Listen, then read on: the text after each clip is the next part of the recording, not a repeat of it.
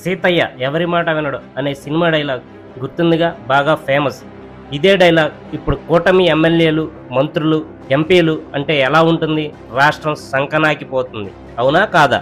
మొత్తం 164 మంది ఎమ్మెల్యేలు ఉన్న కూటమి ప్రభుత్వంలో 84 మంది ఎమ్మెల్యేల పనితీరుపై తీవ్ర ఆగ్రహం వ్యక్తం చేసిన డిప్యూటీ సీఎం కొత్త అసెంబ్లీలోకి అడుగుపెట్టిన ఎమ్మెల్యేలకు ఇదే ఆఖరి అసెంబ్లీ ఎన్నికలు అంటూ ఒక నివేదిక ఉప ముఖ్యమంత్రి, ముఖ్యమంత్రులకు చేరిందని సమాచారం.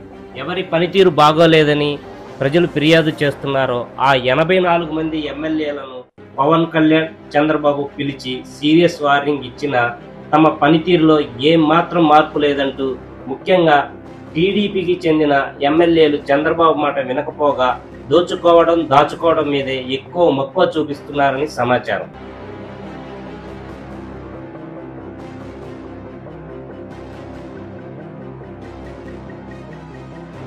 కూటమి చేస్తున్న కార్యక్రమాల్లో, అలాగే ప్రభుత్వ కార్యక్రమాల్లో ఏమాత్రం శ్రద్ధ చూపకపోగా ల్యాండ్, శాండ్, లిక్కర్ ఇలా ప్రతి దాని మీద విరుచుకుపడి తినడంలోనే ఎక్కువ శ్రద్ధ చూపిస్తున్నారట.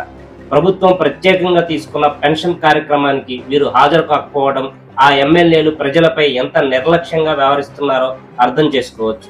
టీడీపీకి చెందిన 40 మంది ఎమ్మెల్యేలకు సీఎం చంద్రబాబు నోటీసులు జారీ చేశారు. ఈ 48 మంది ఎమ్మెల్యేలు ధనార్జనే ధ్యేయంగా చాలా అద్భుతమైన పనితీరు కనబరుస్తున్నారట.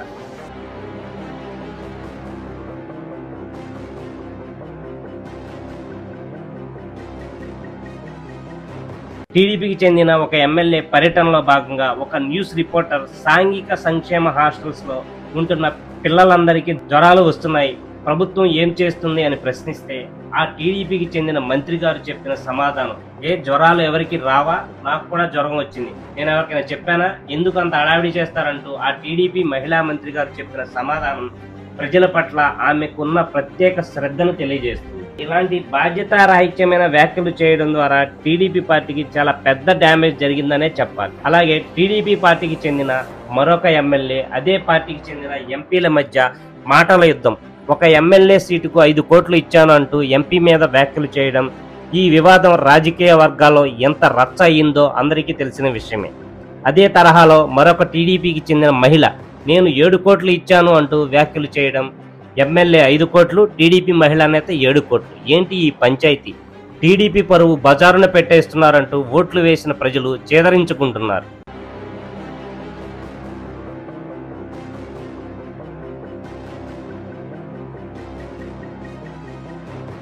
మరొక టీడీపీ ఎమ్మెల్యే అటవీశాఖ ఉద్యోగులతో ఘర్షణకు దిగిన అంశం తీవ్ర దుమారం రేపుతోంది.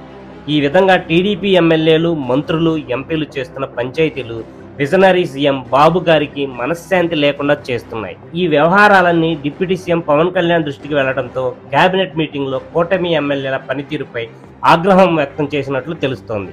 రాజకీయాల్లోకి సేవ చేయడానికి వచ్చారా, దండుకోవడానికి వచ్చారా? ఏ పని చేయాలన్నా మీకు చెప్పి చేయాలా? ఏంటి మీ బోడి పెత్తనం? ప్రజా సమస్యలు పరిష్కరించడంలో పెత్తనం చేయండి. భూదందాలు, స్థానిక గొడవల్లో తలదోర్చడం, సెటిల్మెంట్లు, మీ బ్యాంకు బ్యాలెన్స్ పెంచడంలో కాదు. ప్రకృతి విపత్తులు సంభవించినప్పుడు ప్రజల కష్ట నష్టాలు తెలుసుకోవడానికి వెళ్ళలేనంత బిజీ షెడ్యూల్ ఏంటి మీకు? ఒక ఎమ్మెల్యే అసెంబ్లీలో మాట్లాడే భాష ఎలా ఉండాలి? ప్రజలకు ఆదర్శంగా ఉండాలి. అసెంబ్లీలోకి తాగి వస్తారా? కూటమి పరువుని, ప్రభుత్వాన్ని బజారు కిడుస్తున్నారా? ఎవరికి నచ్చినట్టు వారు పరిపాలన చేస్తూ ఉంటే చూస్తూ ఊరుకోవాలా? ఇలా అయితే కూటమి లక్ష్యమైన సుపరిపాలన ఎలా సాధ్యం అంటూ పవన్ కళ్యాణ్ తీవ్ర ఆగ్రహం వ్యక్తం చేశారని సమాచారం.